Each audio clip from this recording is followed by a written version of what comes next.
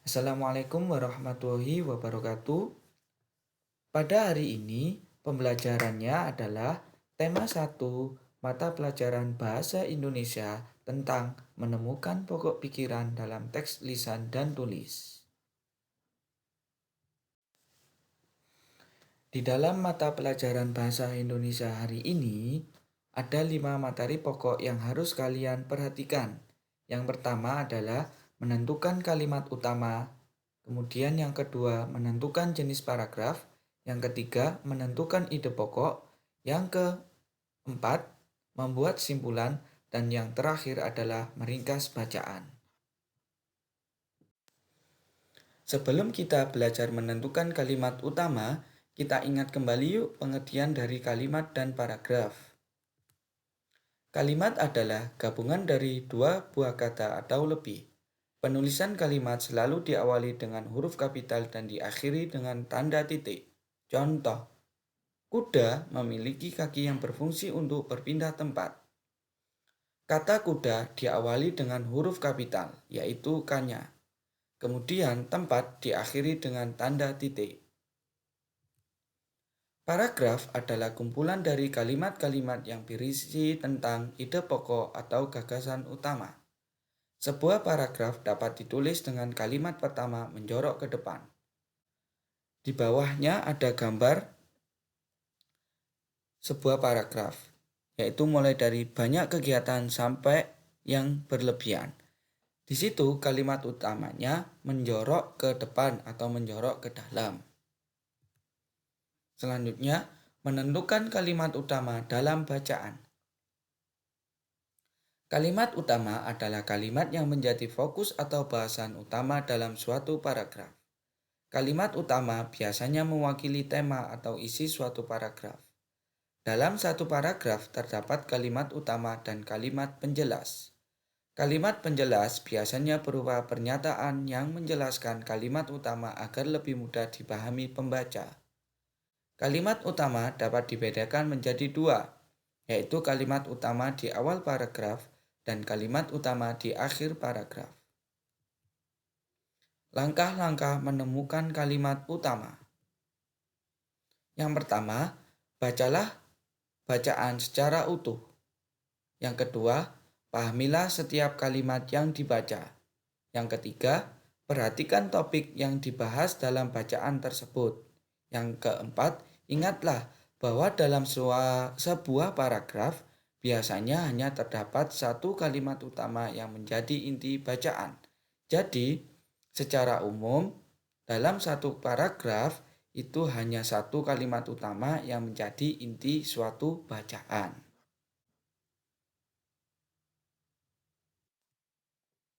Bacalah paragraf berikut.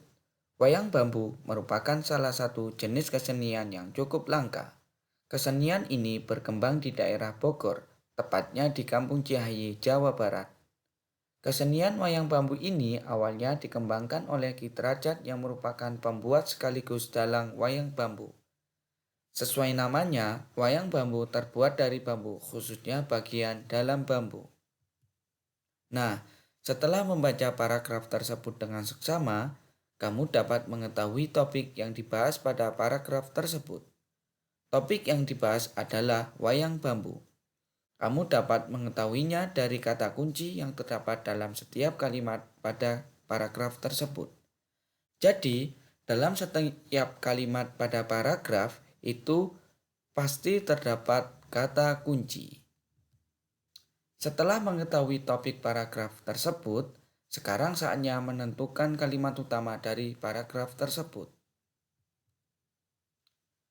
Perhatikan kembali setiap kalimat pada paragraf tersebut dengan cermat. Kalimat pertama yang berbunyi, wayang bambu merupakan salah satu jenis kesenian yang cukup langka, berisi informasi tentang penjelasan wayang bambu.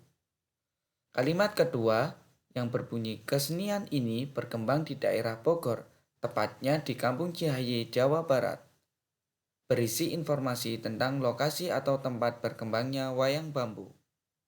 Kalimat ketiga yang berbunyi, kesenian wayang bambu ini awalnya dikembangkan oleh Ki Derajat yang merupakan pembuat sekaligus dalang wayang bambu. berisi tentang siapa yang membuat dan mengembangkan wayang bambu. Kalimat keempat yang berbunyi, sesuai namanya, wayang bambu terbuat dari bambu, khususnya bagian dalam bambu. Berisi informasi tentang bahan dasar untuk membuat wayang bambu. Semua kalimat dalam paragraf tersebut membahas kesenian wayang bambu. Namun, wayang bambu menjadi fokus bacaan sejak di kalimat pertama. Sementara itu, kalimat kedua, ketiga, hingga keempat berisi penjelasan tentang kesenian wayang bambu. Penjelasan-penjelasan tersebut merupakan penjelasan dari kalimat pertama. Oleh sebab itu, kalimat pertama merupakan kalimat utama dari paragraf tersebut. Dari paragraf tersebut, kalimat yang berwarna biru itu adalah kalimat penjelas, kemudian kalimat yang berwarna hitam itu adalah kalimat utama.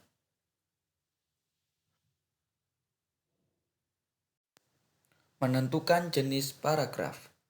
Kalian tentu sudah mengenal perbedaan kalimat utama dengan kalimat penjelas. Sekarang, kalian akan mempelajari jenis paragraf berdasarkan letak kalimat utamanya. Pada umumnya, ada dua jenis paragraf yang dibedakan berdasarkan letak kalimat utamanya, yaitu paragraf deduktif dan paragraf induktif. Paragraf deduktif memiliki kalimat utama di awal paragraf. Paragraf ini disebut juga paragraf umum khusus karena pada awal paragraf terdapat kalimat utama yang menyampaikan hal-hal umum untuk mengetahui hal-hal yang khusus pada kalimat selanjutnya. Paragraf induktif memiliki kalimat utama di akhir paragraf. Paragraf ini disebut juga paragraf khusus umum karena awal paragraf yang menyampaikan hal-hal khusus sebagai kalimat penjelas sehingga dapat ditarik kesimpulan yang umum di akhir paragraf. Dari keduanya dapat diketahui atau dibedakan. Pada dasarnya, paragraf deduktif itu letak kalimat utamanya ada di awal paragraf. Sedangkan paragraf deduktif memiliki kalimat utamanya di akhir paragraf. Perhatikan contoh berikut ini. Perhatikan kedua paragraf berikut. Paragraf pertama. Pada tahun 1889, J.L.A. Brandens, seorang ahli bahasa kuno dari Belanda, menyatakan bahwa gamelan sudah dimiliki masyarakat Jawa sebelum datangnya pengaruh budaya India. Sementara itu, menurut mitologi Jawa, gamelan diciptakan oleh Sang Hyang Guru yang merupakan dewa penguasa tanah Jawa yang berdiam di Gunung Lawu. Sang Hyang Guru menciptakan gong untuk memanggil para dewa dan dewi berkumpul di hadapannya. Setelah itu, ia menciptakan alat-alat musik lainnya dengan tujuan agar para dewa dan dewi memahami pesannya melalui bunyi yang berbeda. Alat-alat musik yang diciptakan oleh Sang Hyang Guru itulah yang kemudian menjadi cikal bakal alat musik di kesenian gamelan. Itulah beberapa pendapat yang berkembang di masyarakat mengenai asal mula munculnya kesenian gamelan di Indonesia, khususnya di tanah Jawa. Paragraf kedua. Angklung merupakan salah satu jenis alat musik tradisional Indonesia. Menurut mitologi Bali, angklung berasal dari kata ang dan lung. Ang berarti angka atau nada, sedangkan lung berarti patah atau hilang. Jika kedua kata digabungkan, angklung dapat diartikan sebagai nada atau laras yang tidak lengkap. Angklung terbuat dari bambu. Terciptanya alat musik angklung terinspirasi dari pandangan hidup masyarakat Sunda yang agraris. Alat musik ini memang berkembang dalam kalangan masyarakat Sunda di Jawa Barat. Pada dua paragraf tersebut terdapat perbedaan kalimat utamanya. Kalimat utama pada paragraf pertama terdapat di akhir paragraf, yaitu Itulah beberapa pendapat yang berkembang di masyarakat mengenai asal mula munculnya kesenian gamelan di Indonesia, khususnya di tanah Jawa. Oleh sebab itu, paragraf pertama tersebut adalah paragraf induktif, atau oleh sebab itu, kalimat utama pada paragraf pertama disebut paragraf induktif. Sementara itu, kalimat utama pada paragraf kedua adalah angklung merupakan salah satu jenis alat musik tradisional Indonesia.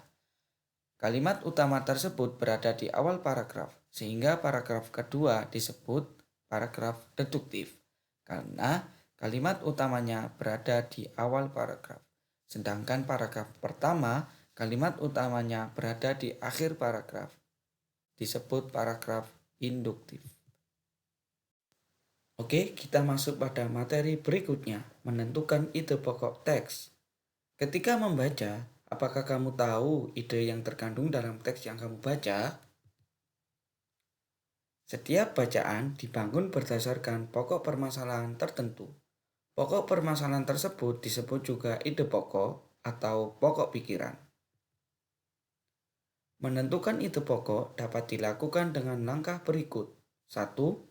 Membaca teks secara utuh dengan seksama. 2. Memahami topik teks. 3. Memahami isi dan hubungan antar kalimat dalam setiap paragraf. 4. Menentukan kalimat utama pada setiap paragraf. 5. Mencatat hal-hal penting dalam setiap paragraf. 6. Jika belum memahami isi bacaan, bacalah teks secara berulang. Ide pokok berbeda dengan kalimat utama. Berdasarkan bentuknya, kalimat utama selalu berbentuk kalimat, sedangkan ide pokok tidak selalu berbentuk kalimat. Selain itu, ide pokok biasanya merupakan inti dari kalimat utama. Oke, kita akan melihat contohnya. Nah, ini adalah contoh dari cara menentukan ide pokok. Kita kembali ke bacaan yang tadi ya, tentang wayang bambu. Pada bacaan wayang bambu ini, ada yang berwarna merah. Itu menandakan bahwasannya ide pokok dari paragraf ini adalah wayang bambu. Bagaimana? Sudah mengerti kan? Kalau sudah mengerti, kita lanjut ke materi berikutnya. Membuat simpulan suatu teks. Setiap bacaan tentu memiliki inti atau arah pembicaraan. Simpulan adalah inti pembicaraan dalam suatu bacaan. Setiap pembaca boleh menyimpulkan, boleh juga tidak. Namun, membuat simpulan diperlukan untuk memberikan pemahaman dengan mudah kepada pembaca lain. Membuat simpulan. Cara membuat simpulan itu yang pertama, membaca seksama. Yang kedua, memahami topik. Yang ketiga, menemukan ide pokok setiap paragraf. Yang keempat, mencatat informasi penting dalam teks. Perhatikan contoh berikut ini. Nah, kita kembali ke bacaan yang tadi tentang wayang bambu. Sebelumnya, kamu telah mengetahui informasi-informasi yang disampaikan dalam setiap kalimat pada paragraf tersebut. Paragraf tersebut membahas tentang kesenian wayang bambu dari Jawa Barat yang cukup langka. Oleh karena itu, berdasarkan informasi dan ide pokok dari paragraf tersebut, kamu dapat menuliskan kesimpulan seperti kesenian wayang bambu merupakan salah satu kesenian tradisional yang berasal dari Jawa Barat yang sudah cukup langka sehingga keberadaannya perlu dilestarikan. Jadi, ketika kalian membuat suatu kesimpulan dari suatu paragraf atau bacaan, itu boleh sekali menggunakan bahasa kalian sendiri, tetapi dengan syarat tidak boleh mengubah makna atau isi dari bacaan yang kita ambil kesimpulan tadi. Yang terakhir, meringkas bacaan. Ringkasan berarti mengemas bacaan secara lebih padat, singkat, tanpa mengurangi isi bacaan. Seperti halnya membuat simpulan, membuat ringkasan memerlukan pemahaman secara utuh terhadap isi bacaan. Ketika membuat ringkasan, gunakan kalimat yang runtut dan perhatikan urutan peristiwa dalam bacaan agar mudah dipahami. Selain itu, ide pokok yang ditemukan sebaiknya dirangkai untuk memperjelas isi bacaan tersebut. Jadi, biasanya ketika kita membuat sebuah ringkasan, yang ditulis adalah poin-poin terpentingnya saja, tetapi tidak mengubah makna atau isi dari bacaan yang kita ringkas. Kemudian harus runtut, gak boleh misalkan dari awal paragraf 1 langsung ke paragraf 3. Tidak boleh seperti itu, harus beruntut. Oke, hari ini telah selesai pembelajaran tematik mata pelajaran Bahasa Indonesia. Terima kasih ya untuk tugasnya, yaitu tetap merangkum atau meringkas bacaan dari video ini. Terima kasih. Wassalamualaikum warahmatullahi wabarakatuh.